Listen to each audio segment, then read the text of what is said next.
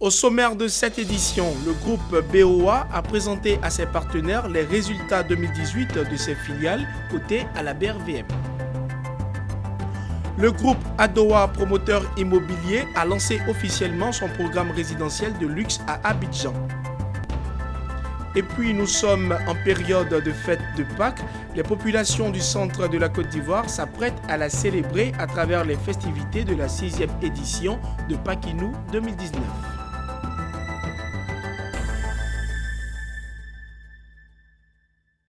Mesdames et messieurs, soyez les bienvenus. Nous en parlions dans les titres. Le groupe BOA, Bank of Africa, a présenté à ses partenaires les résultats 2018 de ses filiales cotées à la Bourse régionale des valeurs mobilières. L'objectif de cette présentation est de délivrer une communication financière de qualité, fiable et transparente, mais aussi partagée avec la communauté financière, notamment les investisseurs et les analystes, la bonne santé des filiales du groupe. Mondésir Nascimento Djifini et Richard Akeke nous en parlent.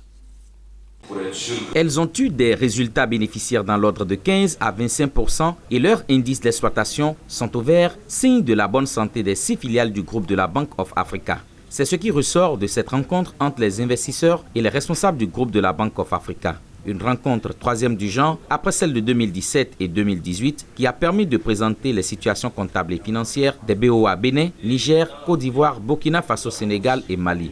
Les BOA cotées, en tout cas celles qu'on vient de présenter, présentent des croissances stables, récurrentes, en termes d'encours des dépôts que de crédits, avec des évolutions de résultats, avec des croissances en général à 2 chiffres. Des risques sains. On l'a vu, les BOA ont tout amélioré leur coût du risque et c'est pas la première année, donc c'est quelque chose de récurrent grâce aux nouvelles infrastructures en place, tant en termes d'information, de systèmes d'information qu'en termes d'organisation des banques. Toutes les BOA présentent des ROE, donc un retour sur fonds propres de l'ordre entre 15 voire 25% pour certaines d'entre elles. Ce sont des résultats obtenus dans un contexte difficile, notamment au cours des mutations réglementaires bancaires de 2018, avec l'arrivée du plan comptable révisé. De ce qui précède, Mamadou Igor Diarra, directeur régional des filiales BOA Zone UEMOA, satisfait, s'est félicité des performances des BOA Bénin, du Togo et de Côte d'Ivoire qui affichent une croissance appréciée. Je pense qu'on peut dire que nous sommes très satisfaits des performances de nos banques, malgré un contexte marqué par un accroissement de la réglementation. Les banques sont passées sous le dispositif BAL 2, BAL 3. Les banques ont migré sur un nouveau plan comptable révisé. Je crois qu'on peut être satisfait. Et nous allons du moins distribuer au titre de l'année 2018, donc en 2019, 39 milliards de francs CFA de dividendes contre 38 milliards l'année précédente. Créé il y a 35 ans, le groupe BOA, Bank of Africa, est implanté dans 18 pays avec 6 000 collaborateurs. Son bilan au 31 décembre 2018 s'élève à 7,7 milliards d'euros. Le groupe Adowa, promoteur immobilier, s'est ouvert sur divers horizons depuis l'année 2012.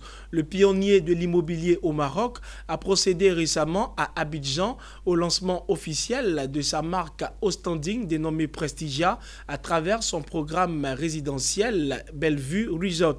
C'est une offre qui vient répondre à la demande des appartements luxueux en Côte d'Ivoire. Le commentaire de Nadia Eounou.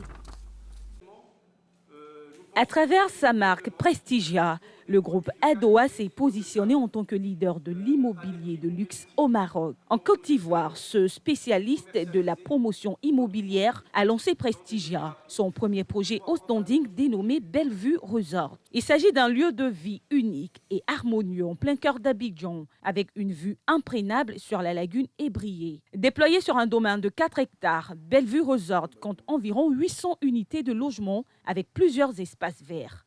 C'est une résidence fermée, sécurisée, avec des équipements sportifs, de la restauration en bord de lagune, avec des promenades et on profite de la lagune à travers des débarcadères qui sont prévus au niveau du projet.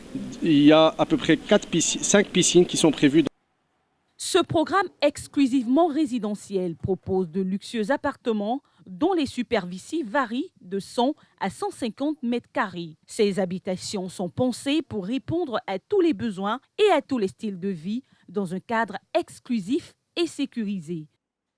Nous, notre objectif, c'est de réaliser des appartements au standing à des prix compétitifs avec toute la qualité et les équipements qui vont avec. Référence de luxe au Maroc, Prestigia s'inscrit comme un acteur dans la création de cadres de vie aussi exceptionnels que privilégiés. À travers sa marque Prestigia, le groupe Adoua a pu se positionner en tant que leader de l'immobilier de luxe au Maroc. Il a été adopté en Conseil des ministres le 28 novembre 2018. Le projet de loi sur la communication publicitaire veut adresser la question de l'anarchie dans le secteur. C'est d'ailleurs le même objectif poursuivi par l'opération d'assainissement de l'affichage publicitaire en cours. Ces réformes nécessitent un devoir d'explication et même de pédagogie. C'est ce qui a justifié la concertation initiée ce jeudi entre le ministre ivoirien de la Communication et des Médias, Sidi Touré, et le patronat ivoirien. Des détails avec Hervé Bayon et Augustin Kra. Une concertation pour lever tout équivoque. C'est à cet exercice que le ministre Sidi Timoko Touré s'est prêté en échangeant avec le patronat ivoirien. Au menu, la controverse suscitée par le projet de loi sur la communication publicitaire, ainsi que l'opération d'assainissement de l'affichage publicitaire. Sur la composition et les pouvoirs de la prochaine autorité de la communication publicitaire, le porte-parole du gouvernement a apporté des éclairages aux acteurs du secteur privé. Relativement à la composition de l'ACP, je ne sais pas, de mémoire, je crois savoir que nous sommes limités à 12 personnes d'un point de vue strictement réglementaire pour la composition des différents conseils. C'est certainement pour cela que, de façon objective, la liste a été, je n'ai pas la liste en moi, a été stabilisée à ce niveau. Nous regardons ce qui est faisable, même à utiliser des leviers d'observateurs si nécessaire pour intégrer, pour faire participer les autres si les textes nous le permettent. L'ACP est une autorité administrative indépendante.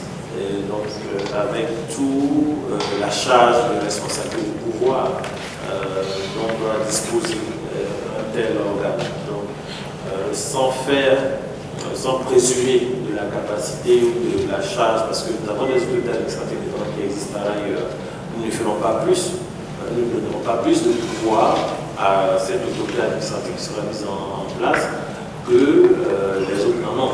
Nous n'en ferons pas moins aussi. Pour Pierre Magne, vice-président du patronat ivoirien, le secteur privé est disposé à accompagner le gouvernement par des propositions constructives. Objectif, parvenir à une loi consensuelle sur la communication publicitaire, ainsi que les autres réformes de communication engagées. Et je crois que c'est une démarche qui est rare et qu'il faut saluer. Donc aujourd'hui, tous les opérateurs étaient là, tous ceux qui sont concernés par les secteurs industriels qui utilisent la communication comme moyen vecteur, je dirais, pour la vente de leurs produits, et tous les annonceurs, tous les gens de la communication étaient présents, et je pense qu'on a échangé, mais vraiment de façon tout à fait utile, même si on n'obtiendra pas tout, parce qu'on sait que c'est comme ça que les choses se passent, mais au moins on a été écoutés, et je pense que M. le ministre a été sensible aussi aux remarques que nous avons faites. Les opérateurs économiques saluent ce cadre de concertation qui leur a permis d'interagir avec l'autorité sur des sujets majeurs du secteur de la communication. Nous en sommes très heureux parce que ça nous a permis de dire ce que nous avions à dire et également d'écouter le ministre aussi relativement au sens et au fondement même de certains articles qui nous paraissaient un peu étranges. Les sujets n'ont pas été survolés. Ça fait bien longtemps que nous travaillons sur ce dossier. Nous avons déjà eu une séance de travail avec les équipes du ministère, le directeur de cabinet et toute l'équipe technique. Nous avons soulevé des points de droit qui ont été pris en compte dans l'avant-projet qui nous a été présenté et ce qui fait l'objet de la discussion ce matin. Et bien entendu, avec les observations que nous avons faites, le ministre a eu une oreille attentive. Sidi Timoko Touré a assuré au patronat que cette concertation ne sera pas la dernière. L'objectif étant de conduire une démarche inclusive sur tous les changements qu'il compte opérer dans le secteur de la communication en Côte d'Ivoire. Du 27 au 30 juin prochain, il se tiendra à Abidjan la première édition du Salon international du transport, du voyage international et des opportunités d'affaires dénommé Travelship Africa. L'annonce a été faite ce jeudi 18 avril dans la commune du Plateau à l'occasion de la cérémonie du lancement officiel du dit événement. Le Salon international du transport, du voyage international et des opportunités d'affaires sera une plateforme de rencontres et d'échanges professionnels en vue de dresser une feuille de route qui pourra amplifier les activités du secteur du transport. C'est un reportage de Eliane Kwasi, commenté par Lawani Babatundi. Le Salon international du transport, du voyage international et des opportunités d'affaires, dénommé Travelship Africa, aura lieu du 27 au 30 juin 2019 à Abidjan. Selon son promoteur, Zako François Auguste, ce salon sera une lucarne de promotion de tous les acteurs sous-régionaux qui travaillent en synergie avec les entreprises locales et qui sont à la recherche de partenaires et d'investisseurs techniques. C'est aussi pour lui un engagement citoyen afin de permettre aux jeunes à la recherche d'emploi de découvrir d'autres secteurs d'activité porteurs. Le secteur du transport, impactant le déplacement à l'échelle sous-régionale et internationale, constitue un levier majeur de croissance de nos pays. Africa est un salon international qui va se dérouler autour de plusieurs fondamentaux, notamment des expositions. Des expositions, il y a un grand pavillon, il y aura plusieurs pavillons qui vont être affrétés dans les jardins de l'hôtel du Golfe afin d'accueillir des exposants nationaux et internationaux. Travelship Africa est une invitation au partage d'expériences et au renforcement du partenariat Nord-Sud afin de permettre à nos jeunes nations de s'inspirer du modèle de développement réussi, a-t-il ajouté. Afin de permettre à nos jeunes nations de s'inspirer du modèle de développement réussi, a-t-il ajouté. Il est prévu des tables rondes, plusieurs conférences, des panels et surtout des rencontres B2B pour régler des questions d'échange de procédés en matière de financement ou d'appui technique et technologique. Le salon Travelship Africa bénéficie de l'appui institutionnel des ministères du Transport, du Tourisme et des Loisirs, ainsi que celui du Commerce, de l'Industrie et de la promotion des PME. Un mot de société dans cette édition, le cri de cœur de la femme et de l'enfant, c'est la dénomination d'une organisation non gouvernementale ivoirienne créée à Abidjan depuis 2012. Cette ONG qui lutte pour la protection des droits de la femme et de l'enfant a procédé au lancement de ses activités le week-end dernier. Cette cérémonie s'est faite en partenariat avec une ONG marocaine. Il s'agit de l'ONG La Joie de Vivre africaine. Reportage. La coopération ivoiro-marocaine trouve son sens dans plusieurs secteurs d'activité. L'ONG Le Cri de cœur de la femme et de l'enfant a procédé au lancement de ses activités en présence de Ezaki Mina, présidente de l'ONG marocaine La Joie de Vivre africaine. Dans son but de lutter contre la pauvreté et promouvoir les droits de la femme et de l'enfant, l'ONG ivoirienne veut également encourager les femmes à être battantes et à se prendre en charge. L'on peut pourvoir aux besoins de la femme, aux besoins de la maison, aux besoins des enfants. Mais en tant qu'une femme, il faut aussi se battre pour se faire une place. Et vraiment, c'est dans cet esprit que nous encourageons les femmes à ne pas rester inactives, à exercer quelque chose. Notre préoccupation, c'est d'avoir les fonds pour mieux aider les femmes. Déjà, nous le faisons, mais nous avons encore besoin d'un peu plus de moyens pour plus le faire. L'ONG Le Cri de cœur de la femme et de l'enfant a participé depuis sa création en 2012 au financement de 450 femmes les aidant à développer leurs activités lucratives. Ces actions ont touché le cœur de Ezaki Mina, présidente de l'ONG marocaine La Joie de Vivre africaine. Celle-ci a salué toutes les initiatives entreprises par l'ONG Le Cri de cœur de la femme et de l'enfant. Ezaki Mina a affirmé sa volonté d'un partenariat entre les sociétés civiles marocaines et ivoiriennes pour renforcer le soutien aux femmes et aux enfants. La femme ne reste pas délaissée, ne reste pas à la maison, elle ne va pas déprimer, elle va être heureuse comme doit être une femme. Car la femme c'est tout, la femme c'est la vie, c'est la joie, c'est la maison, c'est la famille. Une famille sans femme, c'est rien du tout. Un partenariat existe donc entre deux organisations non gouvernementales issues de la Côte d'Ivoire et du Maroc pour le bien-être des femmes et des enfants. À travers le lancement des activités de l'ONG Le Cri de cœur de la femme et de l'enfant, l'on a pu remarquer l'unité d'une Afrique pour le bien-être des populations et le développement du continent. Et revoilà Pakinou, dénomination ivoirienne de cette période de Pâques, très prisée par les populations du centre de la Côte d'Ivoire. C'est toujours une occasion attendue de se rencontrer, de se réunir, de se réjouir et aussi de parler développement local.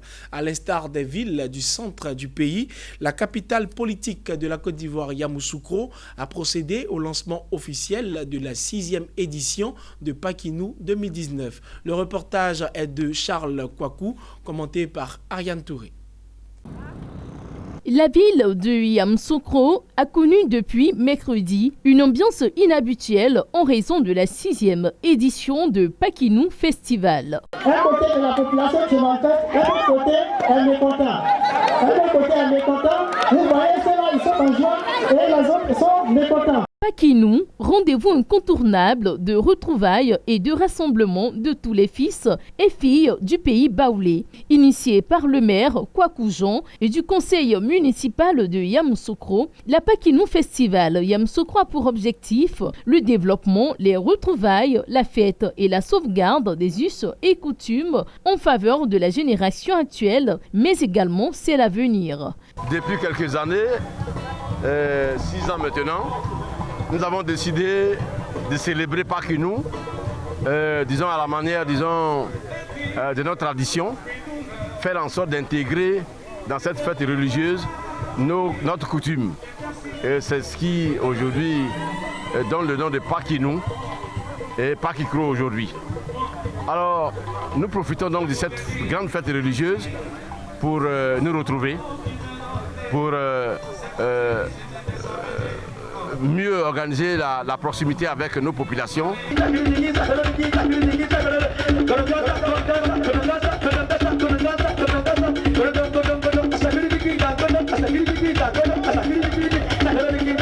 Les festivités de Pakinou Festival de Yamoussoukro sont éclatées dans 20 villages. Pendant 5 jours, se réjouit Emma Akisinda Kwaku, directrice régionale du tourisme, commissaire générale de Pakinou Festival. La cérémonie de ce soir se veut une cérémonie symbolique.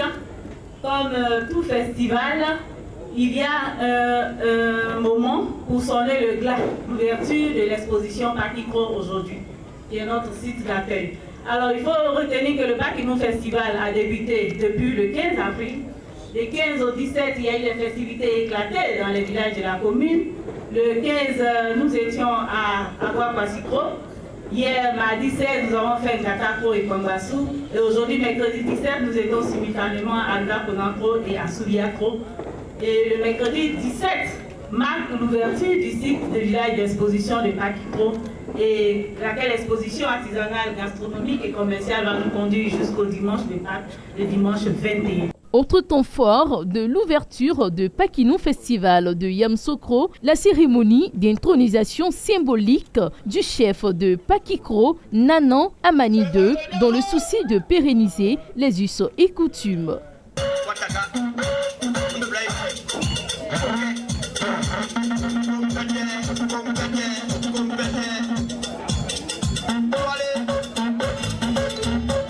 C'était la dernière information de ce journal. Mesdames et messieurs, merci de nous avoir suivis et de rester fidèles à votre chaîne panafricaine d'information économique.